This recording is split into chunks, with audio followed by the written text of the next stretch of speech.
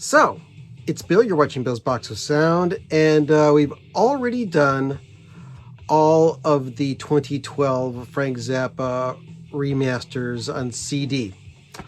So now, we're going to take care of the posthumous releases. And what happened to my notes? I had them here a moment ago. Hang on. Here they are. Okay, so now we're going to go with the CDs that came out after Frank had passed away. The majority of these CDs are in print. I'll let you know the ones that are not. So the first CD to come out after Frank passed away, and most of these were by mail order only, is Civilization Phase 3. That's this one right here. Okay. This came out in 1994. This was purported to be Frank's masterwork, with Phase 1 being We're Only In It For The Money, Phase 2 being Lumpy Gravy. This is Phase 3. A 2 CD set, a huge undertaking, lots of synclavier, lots of conversations recorded in 1967 and 1991. The Ensemble Moderne is on here. A cast of dozens, possibly hundreds, and a beautifully designed booklet, which I believe won a Grammy for best design. Now, this is available to purchase. I checked on Amazon. It's still in print. There's the back of it. And as far as Zappa's recordings go, this is not the easiest to listen to. This is really involved stuff. The very personal compositions for Frank. There are some really cool things on here. Some things are funny. And listen to this over and over and over again when it first came out, but I barely listen to it at all anymore, but maybe I got to revisit it one of these days. Now, inside the liner notes of this version, which I bought via mail order, it says that this is release number 60, but according to the Zappa Trust official discography number, this is number 63. So that's Civilization Phase 3. Now the next one that came out didn't come out until 1996. For about 10 years or so after Frank passed away, the releases were not coming hard and heavy like they are today.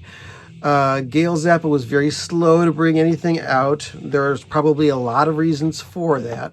None of them that I'm going to question, because the time has passed, and wow, people have complained a lot about Gail Zappa and the way that she handled Frank's catalog over the years. But I think in the long run, now that the Zappa Trust and Amit is handling the business end of it, everything's going right. This is available. This is kind of produced by Dweezil Zappa. It's called Frank Zappa Plays the Music of Frank Zappa.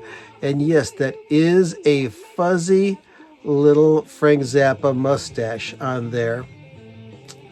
Now, this has tracks on here. Picture of Frank. There's the disc.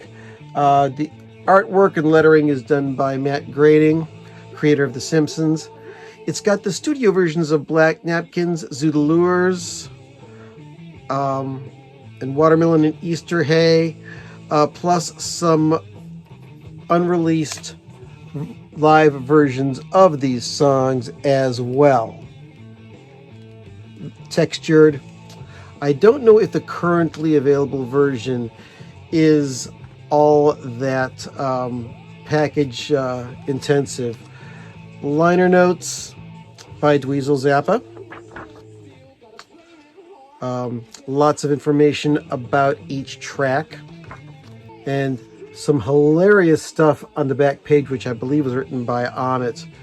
about how to make your own Zappa mustache using the one that's on the cover of this CD release. Frank Zappa plays the music of Frank Zappa. This one is official release number 66, and it was released in 1996. This next one's a very interesting little nugget. Everything is healing nicely. EIHN. Okay. A velvet textured cover. This is Frank with the Ensemble Moderne. And this includes, what's this little dust sheet?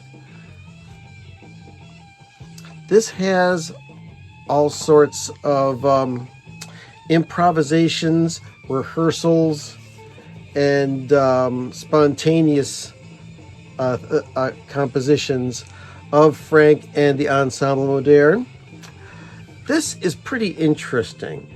For those of you who like Frank's instrumental compositions that are done by orchestras, and if you like the process that he used when he invented his own little language of conducting an ensemble, instructions for what to do when he does things like that. This is definitely up your alley. Not for everybody, but I do enjoy this one. This one came out in 1999, and this is official release number 69. Next release, official release number 70, released in 2002, is FZOZ. This is a almost completely complete performance of Frank Zappa and his band that was recorded in Australia on January 20th, 1976. 2 CD set. There's the band: Terry Bozzio, Napoleon Murphy Brock, Roy Estrada, and Andre Lewis. And Vaultmeister Joe Travers did a lot of really good work on this.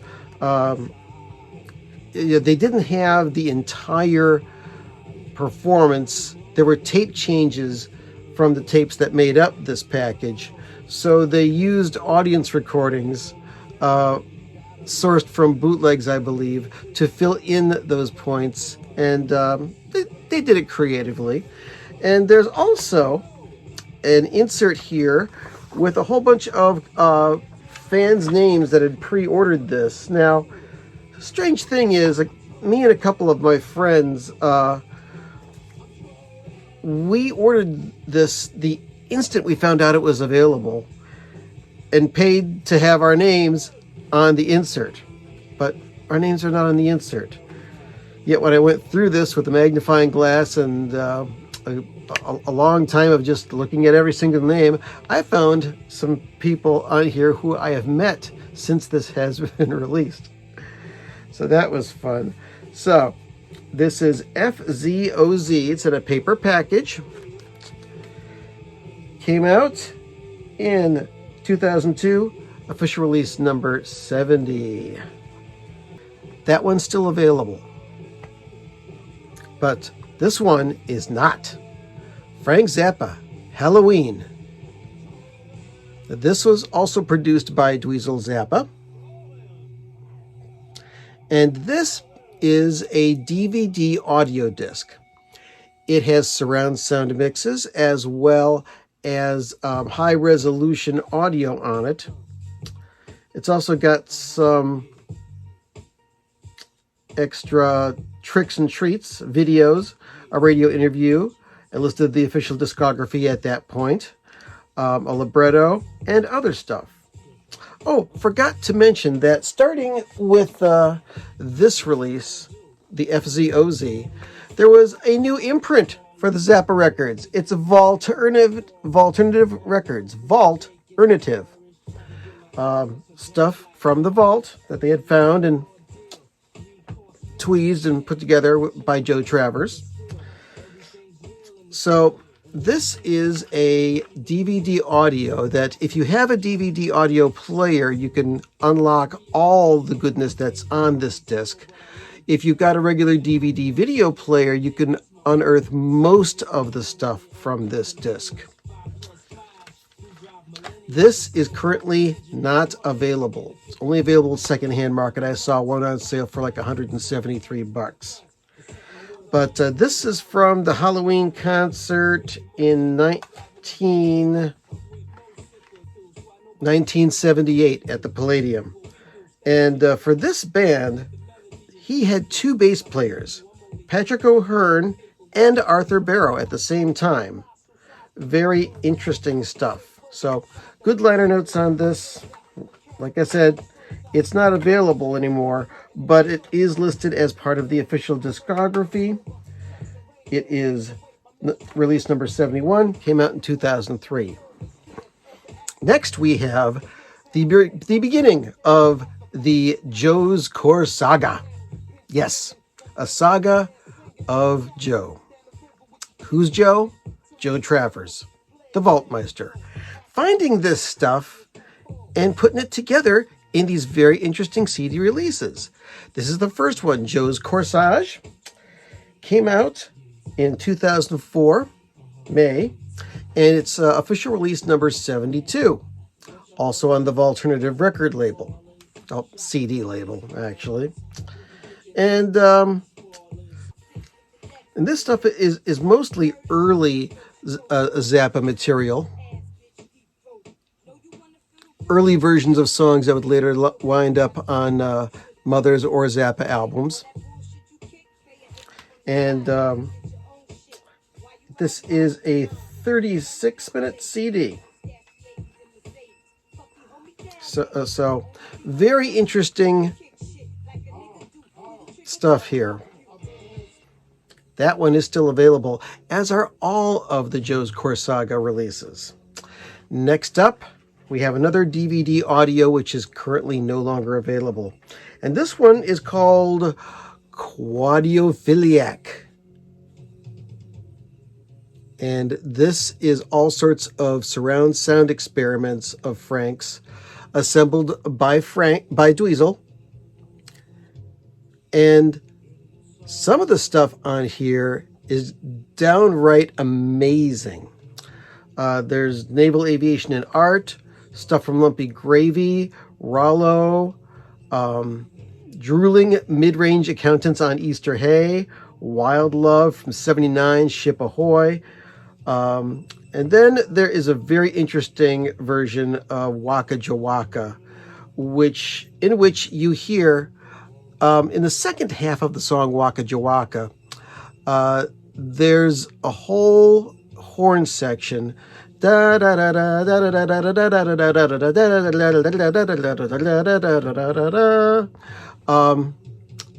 Whole section up until there sounds like simply a terrifically arranged horn piece, but you'll find out from here that it's actually a guitar solo that was transcribed by Sal Marquez and then worked into harmonies with an entire horn section. So, sadly, this is not currently available. It's a DVD audio, which has surround sound on it. It was put out by the DTS Corporation.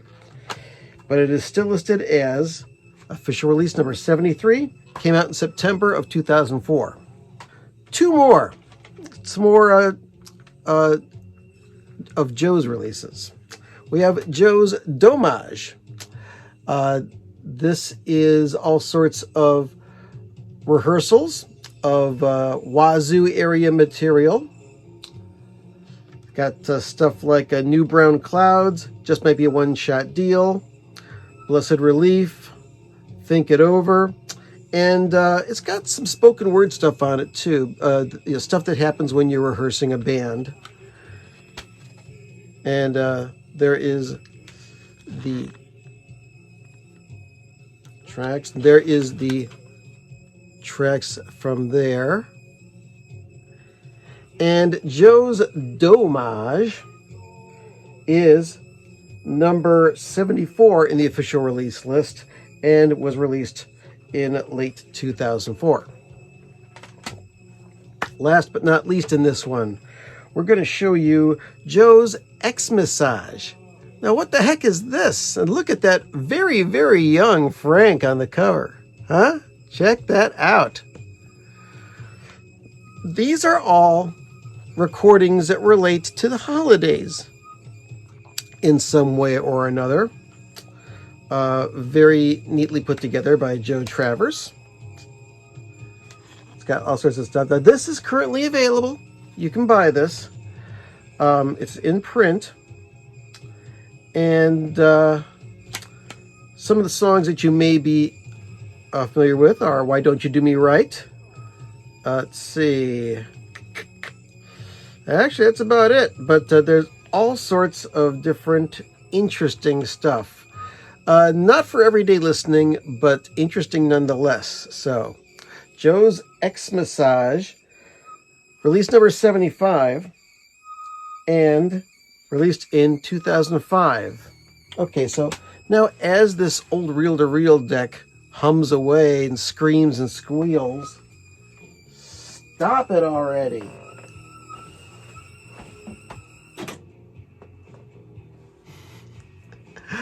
I'm going to thank you for watching. Thank you for subscribing. Thank you for listening to me ramble on about this.